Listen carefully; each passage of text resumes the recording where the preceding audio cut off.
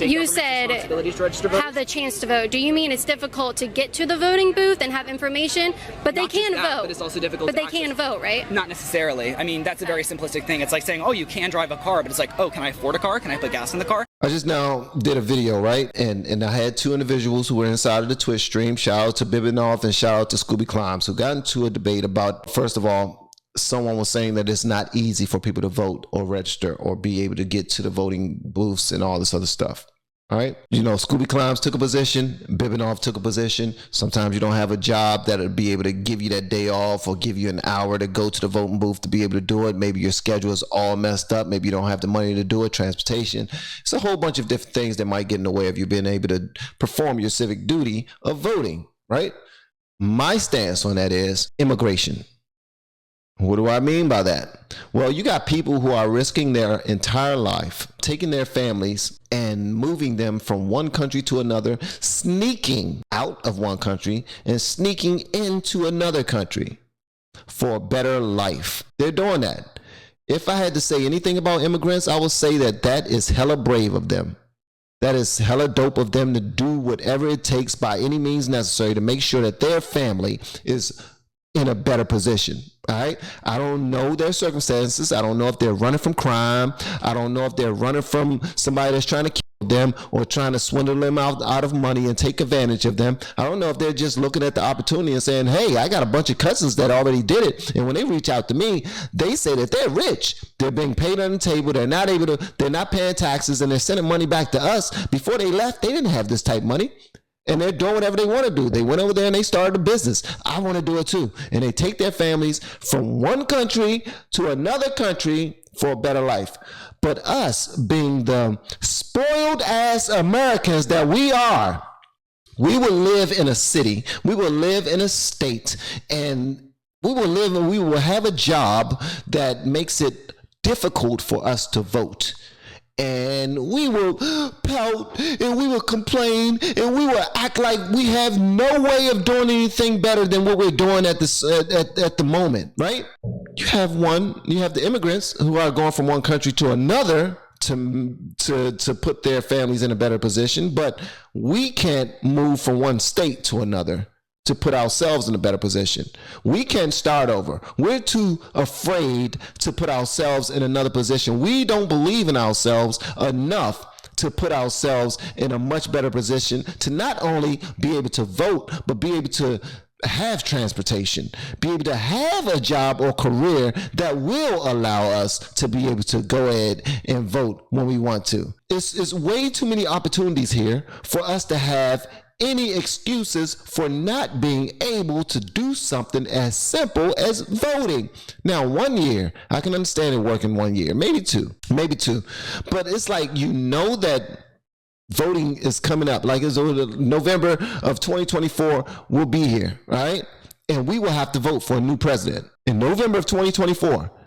If you are right now in 2023 telling me that it's going to be difficult for me to vote because this job might not let me vote, or I might not be in a position, I might not have transportation. If you cannot afford a damn Uber to go vote, you don't deserve to vote. If you can't afford, you can't plan this out and put yourself, make sure that you've gone up there and you've registered, you've made sure that you and your family members are registered, y'all go up there and vote together. You haven't planned all this out, maybe your voice does not deserve to be heard, period. Because you have all of these opportunities in front of you, but you choose to dwell in whatever bit of mud you're in at the moment. I have no empathy for anyone that's in that position. Now, if you're handicapped, if you're a senior citizen, if you have no one to care for you and all this other stuff, that's different. That's 1,000% different. Those are people who are not able to get up on their own too and go out there and do what they do their civic duty. But us, come on, man, if you're able-bodied adult in the United States of America, the most powerful country in the world, bruh, no excuses. Prepare yourself. Do what you have to do. If your state is saying now you need to have the identification in order to vote, then god dang it, make sure that your identification is on point. Start now. All right? Don't wait for the last minute to say, I don't know how to do it. Where are the people that's going to speak up for me? Where are the people that's going to go out there and make sure that the people like myself who don't have a voice are heard? Who will represent the victims? Because I'm a victim. I don't have transportation. I don't have my ID because I was in prison. I don't have this. I don't have that. Well, start getting your sugar honey iced tea together. Get rid of all of the excuses. All right? And if things aren't popping off in the state you live in, go to another state. If immigrants can migrate from one country to another, you can go from one state or one city to another and put yourself in a better position.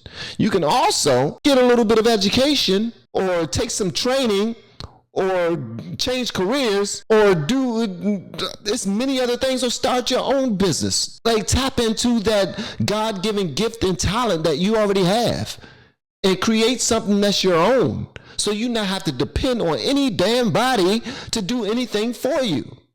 Again, you got immigrants who come here from other countries and they start their own businesses. Nobody else is washing the cars. I'll wash it. Nobody else is picking the fruits from the daggone field and being paid the extremely low wages. I'll do it. Nobody else is cleaning up hotels. I'll do it. Nobody's cutting nobody's cutting down the trees at cheap rates. I'll do it. Nobody's doing this, that, and another. I'll do it. But we don't think like that. We are so much in our heads and thinking that somebody owe us something, that the train always goes by us. Opportunities always go by us. And we're waiting for somebody to give us something when we should create something of our own. Look back at our forefathers. They created something that wasn't there. It was only land. They created infrastructure. They created a process, a plan, people to work the businesses, and all this other stuff. They created it. They wasn't better than you. They had less technology. They had less people to do the work. You have more. You have more opportunities, more technology. You're able-bodied. Do it. There's way too many people out there who can go out and have a good time, go to dinners, go to group meetings. If you can go to a damn group meeting and complain about the government, then you can go to a job interview after job interview after job interview after job interview and make sure you make your situation better. There's way too many people out there that want to be coddled by this country. I was on welfare too. All right? I grew up on it. I didn't have my mother nor my father raise me. I was raised by my cousin. All right? And my cousin had a 5th grade education. We was raised in the hood. We had to struggle and survive every single daggone day. It was some days that it was some weeks that we had to drink water from the fountains outside. Like, it was days we missed meals too. And we still had to deal with gang activity and all this other stuff. And I'm not saying that because I want to be the bigger victim that broke out. Everybody's not like you. Not saying that we're the same, but we were all born with gifts and talents. And we were all born and are in, arguably, in my opinion, the greatest nation there is. So why do we still have the same amount of freaking excuses as to why we can't do something? Get your ass up and do it. Period. And if you can't do it where you are, change states, change cities. Oh, my family is here. Then take your own family. And if it's not a family that you birthed, if it's just your brothers and your sisters, man, grow up and go to another state, go to another city, create another opportunity for yourself. People do it all the daggone time.